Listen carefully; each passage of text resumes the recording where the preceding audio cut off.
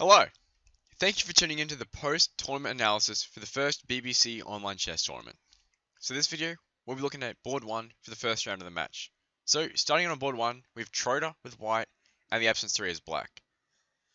So early on, we can see the absence playing an aggressive England gambit, highlighting his confidence and foreshadowing the attacking game we're going to be seeing. So Trotter decides to decline, but let's see what happens if he were to take. So pawn takes, c6, hitting the pawn. Knight f3, queen at e7, bishop up, queen check. Now, one of the main moves is queen at d2, but then after queen takes b2, the rook's on, and if they try to protect it, they move bishop to b4, pinning the queen to the king. So it's a very, very risky idea to take it if you don't know what you're doing, which is probably why Trotter decides to defend. So it's probably a really good choice if he's never faced the England gambit before. So we've tried d4, followed by a little bit of developing. Alright, we have an extremely aggressive knight to b5, hitting the c7 pawn with the knight and the bishop. And the absence 3 decides to block. Alright, so rather than blocking, the absence 3 probably should have gone bishop check. Because after pawn blocks, bishop to a5, we protect the c7 pawn and we prepare castling. Compared to what he actually did, bishop to d6. Because after bishop takes and pawn takes, we have the doubled isolated d pawns. Especially in the early game, that's not what we want. You know, we want to have space and like pawn breaks on c5 to hit the d pawn.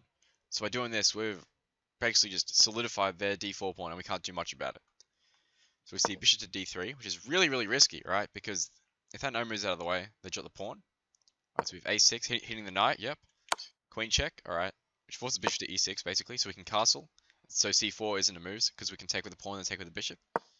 Knight back, and that just drops the d pawn.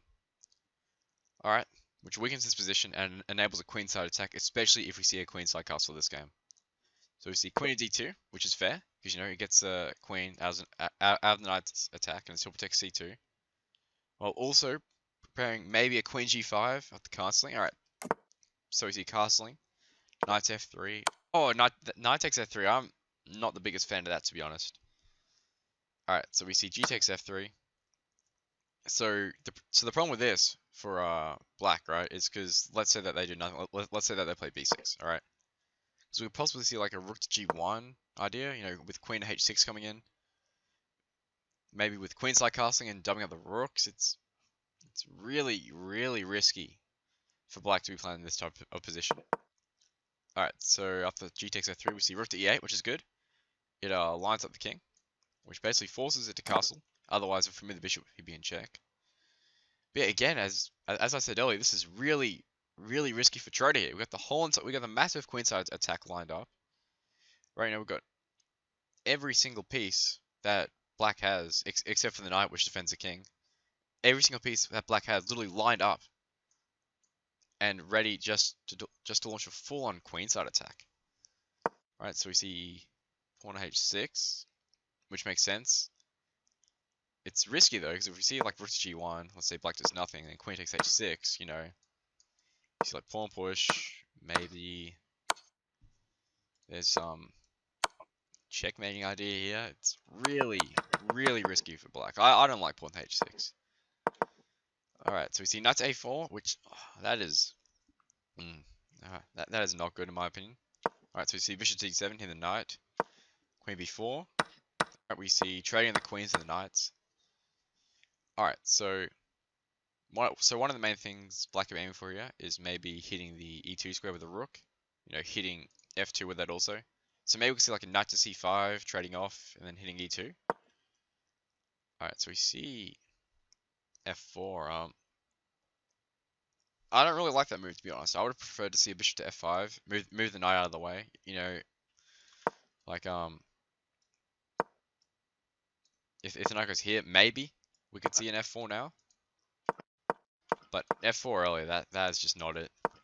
Alright, so we see a knight to c5, we see an f5, maybe lining up against the king, you know. Let's say black does nothing, you know, we have rook g1, we have f6, hitting the g7 pawn.